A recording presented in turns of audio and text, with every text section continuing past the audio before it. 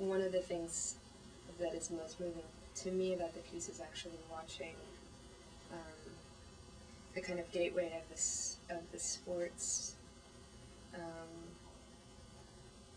world to ask people to dance differently. And in that, I mean, like, I remember being at Mass Mocha and watching a run through, and sort of having the opportunity to like talk to you about it, and on a kind of how does this get performed question, like what are the questions that need to go into the performance, and because it's so layered that it's like it kind of has the danger of just floating off at the edges if the performers aren't directing towards some kind of point.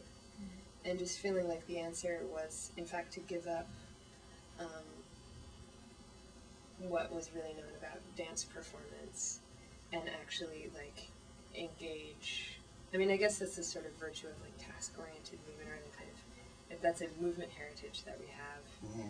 But what is it really like? Like, I love, my favorite part is when they just run at each other, and like, it's just so much more physical and so much more, the stakes are a little bit higher, yeah. Even though it's still in this kind of very strange and intelligent and slow at times world. And I also think that, like, I have that experience of watching the piece kind of emerge into a context which is readable for many more people than dance sometimes is, because of that perspective of like, and I think it's not just like, oh, the language is readable, it's sports, we all know what it is, but it's actually that emotional language that most people have experienced it, either as a fan or a player, in school or whatever, and that like to just sort of do something so fully that as you have to do, because it's not like you're out there pitching and like, oh, here's my pinky spiraling and like how's the angle of my neck. It's like that all just sort of falls into what's the most useful technique to get the ball to move as fast as possible.